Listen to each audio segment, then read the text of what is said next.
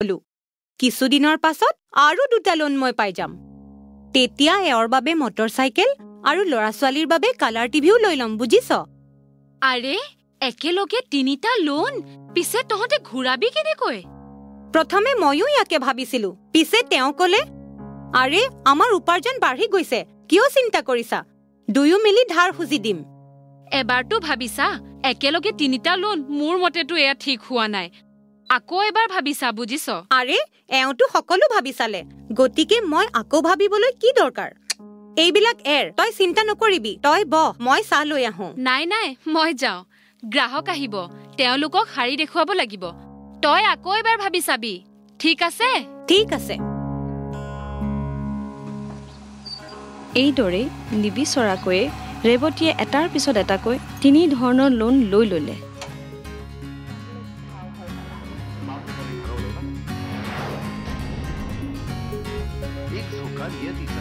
গোটেই পৰিয়ালটো আনন্দত বিভোৰ হৈছিল কিন্তু এই আনন্দ বেছিদিন নাথাকিল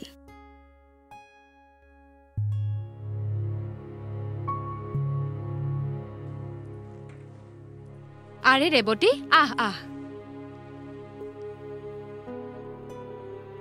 কচোন কি খবৰ আছো আৰু তোৰ কাম কাজ কেনে চলিছে ঠিকেই চলিছে কি হল ৰেৱতী গিৰিয়ৰ লগত কাজিয়া লাগিলি মুখখন উফন্দাই আছ যে কিনো কম মঞ্জু 15 দিন হৈ গ'ল এতিয়াও তেওঁ অসুস্থ হৈ আছে তাতে কি হল দৰব দে ঠিক হৈ যাব ভাই দিছো দৰবো দিছো ডাঙৰ ডক্টৰকো দেখুৱাইছো তেওঁ কৈছে জণ্ডিছ হৈছে বুলি জণ্ডিছ এয়াতো বৰ বেয়া কথা হল পিছে দৰব খোৱালে ঠিক হৈ যাব কিন্তু মঞ্জু ইমান দিনে তেওঁ কামলৈ যাব পৰা নাই সেয়ে তেওঁৰ উপাৰ্জনো নাই আৰু দৰবতো বহুত টকা খৰচ হ'ল সেয়াতো হয় আজিকালি দৰবৰ বহুত বেছি দাম হ'ল নহয়নো কি ঘৰত যি পইচা আছিল সেয়াও খৰচ হৈ গ'ল সেয়ে 3 মাহৰ ঠাইত মই মাত্ৰ এমাহৰ কিস্তি ভৰিব পাৰিলো মঞ্জু তাৰমানে তই ইয়ালৈ ধাৰ বিচাৰি আহিছ মাত্ৰ 2000 টকা লাগে মঞ্জু সঁচা কৈছো যদি তই 2000 টকা দিয় তেন্তে মোৰ সমস্যা দূৰ হ'ব দেখিলি ৰেৱতী মই তোক কৈছিলো নহয় একেলগে তিনিটা লোন লোৱা একেবাৰে ঠিক নহয় বিপদে জাননী দি আহে এতিয়া দেখিলি নহয় কি হল মইতো সপোনতো ভবা নাছিলো ইমান ডাঙৰ বিপদ এটা আহিব বুলি ইয়াৰ আগতেতো মই সকলো কিস্তি সময়মতে ভৰিছিলো তেন্তে হেতুটো হয় পিছে এতিয়াতো বিপদ হল সেই কাৰণেতো তোৰ ওচৰলৈ আহিছো তই মোৰ বান্ধৱী নহয় সেয়ে এইবাৰ অকমান সহায় কৰি দে না ঠিক আছে এইবাৰ বাৰু তোক সহায় কৰি দিছো পিছে মোৰ পইচা যিমান পাৰ সোনকালে ঘূৰাই দিবি ঠিক আছে নহলে ময়ো ডিফল্টাৰ হৈ পৰিম তই চিন্তা নকৰিবি মঞ্জু যেই তেওঁ কামলৈ যাবলৈ ধৰিব 15 দিনতেই তোৰ পইচা ঘূৰাই দিম একদম নিশ্চিন্ত থাক ঠিক আছে এমাহৰ পিছত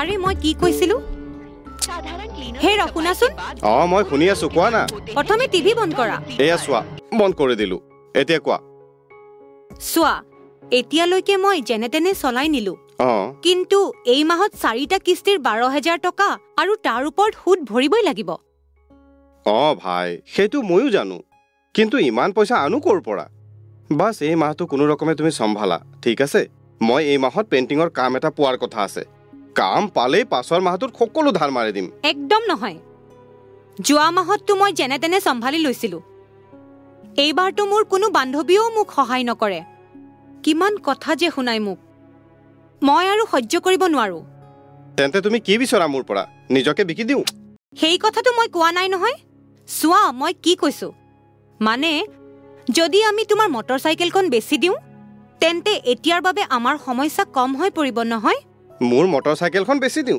পিছত মই কামলৈ যাম কেনেকৈ তুমিতো দেখিছাই মোৰ বেমাৰৰ বাবে কি অৱস্থা হৈছে আৰু মটৰচাইকেল যদি বেচি দিও হৈ গ'ল আৰু মোৰ সিধাই ওপৰৰ টিকেট লাগি যাব এয়া কি কৈছা তুমি নহলেনো কি এয়া চিন্তা এৰি দিয়া এই মাহটো তুমি যেনে তেনে সম্ভালা আৰু নহলে নিজৰ মাৰৰ ঘৰৰ পৰা গৈ পইচা লৈ আহা। তেওঁলোকে ক'ৰ পৰা দিব? তুমিতো জানাই তেওঁলোকৰ অৱস্থা আমাতকৈও বেয়া। মই তেওঁলোকক আৰু বিপদত পেলাব নোখোজো। হা, তেনেহ'লে মৰা। তোমাৰ কি যাব? এতিয়া মোৰ কথাটো এবাৰ শুনা না। এতিয়াৰ বাবে মটৰ চাইকেলখন বেচি দিওঁ আৰু যেই অৱস্থা ভাল হৈ পৰিব আকৌ কিনি ল'ম। ঠিক হ'ব নহয়? হা, তুমি মোক এইবিলাক নিশিকাবা, বুজিলা? বেছিকৈ কথা ক'লে তোমাৰ মুখেই ভাঙি দিম। নহ'লে আৰু এটা কাম কৰোঁ, তোমাৰ খাৰু আৰু মংগলসূত্ৰডাল দি দিয়া। হা, সোণাৰী তাত বন্ধকত থৈ দিওঁ আৰু ধাৰখিনি মাৰি দিওঁ। আৰে এই কথা হ'ব নোৱাৰে। চোৱা, মই এবাৰলৈ খাৰু দিব পাৰোঁ, পিছে মংগলসূত্ৰ নিদিওঁ। মোক বেছি চালাকি নেদেখুৱাবা। তাৰে পিছে শুনা, এডাল নকল মংগলসূত্ৰ কিনি লোৱা আৰু সেইডাল পিন্ধি থাকা। দিয়া সেইডাল মংগলসূত্ৰ। আৰে কি ধৰণৰ কথা কৈছা? মোৰ সধবা অৱস্থাৰ চিন মই কেতিয়াও নিদিওঁ। এনে পাপ মই কৰিব নোৱাৰো। বোধহয় তুমি এনেকৈ ক'লে নুশুনা। দিয়া সেইডাল। এৰা, মই নিজেই দিছো। এয়া লোৱা।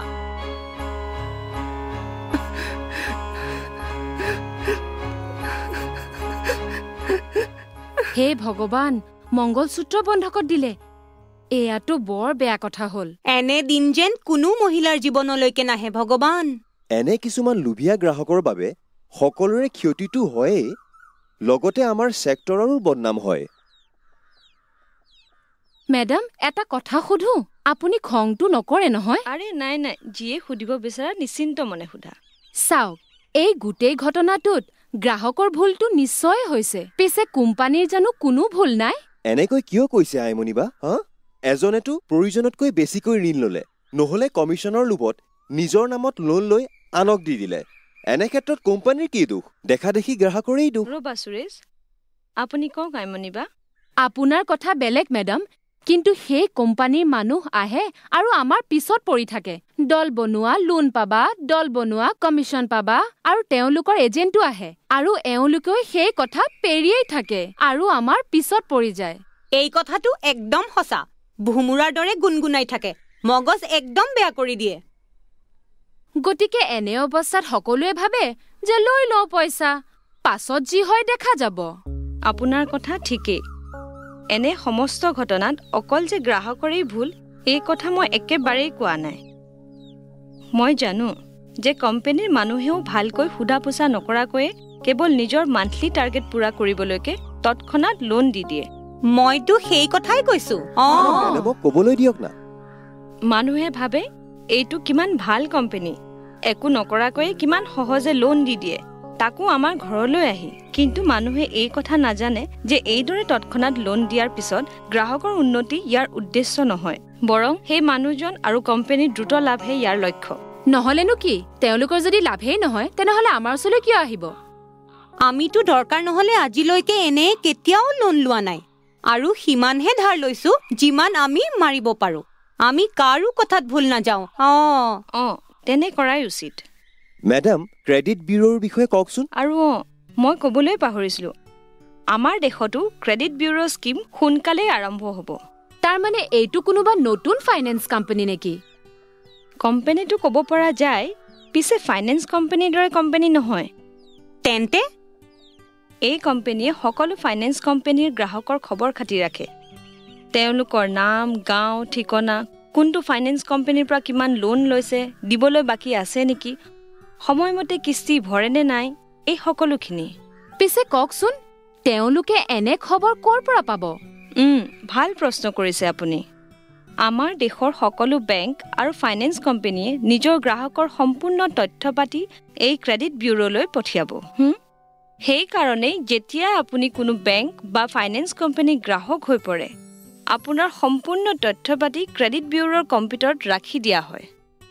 আৰে বাহ, অৰ্থাৎ সকলো খবৰ কম্পিউটাৰত, বুটাম টিপা আৰু সকলোখিনি চকুৰ সন্মুখত হাজিৰ। ঠিকেই, কিন্তু ইমানেই নহয়। আপোনাৰ ক্ৰেডিট যদি ভাল হয়, মানে আপুনি সময়মতে যদি ঋণ ঘূৰাই দিছে আৰু কোনো ধৰণৰ ভুল কৰা নাই, তেন্তে আপুনি বৃহৎ পৰিমাণৰ লোন কম সুদৰ হাৰত কম সময়তে হয়তো পাব পাৰিব। বাহ, তাৰমানে আমাৰ দৰে ভাল মানুহৰ লাভেই লাভ। একদম ঠিক কথা কৈছে।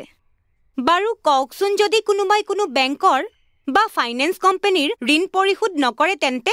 কি আৰু সেই পুৰুষ বা মহিলাক কোনো কোম্পানী বা বেংকে কোনোদিনেই লোন নিদিব। হা, এয়াতো বৰ ভাল কথা হ'ব। নহ'লে কিছুমান দুষ্ট লোকে এটা কোম্পানীৰ পৰা লোন লয় আৰু ডুবাই দিয়ে, আৰু আনটো লৈ যায় আৰু সেইটোও ডুবাই দিয়ে। ইয়াকেই কৰি থাকে। আৰু শুনক, সকলো কোম্পানী আৰু বেংকে নিজৰ গ্ৰাহকৰ তথ্য পাতি ক্ৰেডিট ব্যুৰোক দিয়াটো আইনৰ দিশৰ পৰা অতি প্ৰয়োজনীয় হ'ব। খুবেই ভাল কথা। ইয়াৰ ফলত কোনো খেলি মেলি নহ'ব। এনে হোৱাও উচিত নহয়। শেষত মই এটাই কথা ক'ব বিচাৰোঁ, ঋণ লোৱা কোনো বেয়া কথা নহয়, কিন্তু দৰকাৰতকৈ বেছি ঋণ লোৱা বা প্ৰয়োজন নাথাকিলেও কেৱল কমিশ্যনৰ আশাত নিজৰ নামত ঋণ লৈ আনক দি দিয়া আৰু সময়মতে পৰিশোধ নকৰা, এয়া অনুচিত। এইদৰে যি কোম্পানীয়ে কেৱল আপোনাৰ লাভৰ কথা কৈ আপোনাক সস্তা ঋণৰ প্ৰলোভন দেখুৱাই, এনে কোম্পানীৰ পৰা আপুনি আঁতৰি থাকিব লাগিব। তেন্তে বুজি পাইছে নহয়? হয়, একেবাৰে ভাল কথা কৈছে আপুনি মেডাম। সকলোখিনি বুজি পাই গলো। তেন্তে ঠিক আছে, আমি সকলোৱে মিলি সেই স্বাৰ্থপৰ লোকসকলক এঘৰীয়া কৰি দিওঁ আৰু আমাৰ নিচিনা সকলো লোকক সঠিক পদ্ধতিৰে ঋণ লোৱাৰ পথ দেখুৱাওঁ। আৰু এইদৰে আমি সকলোৱে মিলি প্ৰগতিৰ পথত আগবাঢ়িব পাৰিম আৰু এই পথেৰে আগবাঢ়ি আমি জীৱনত বহুতখিনি পাব পাৰিম।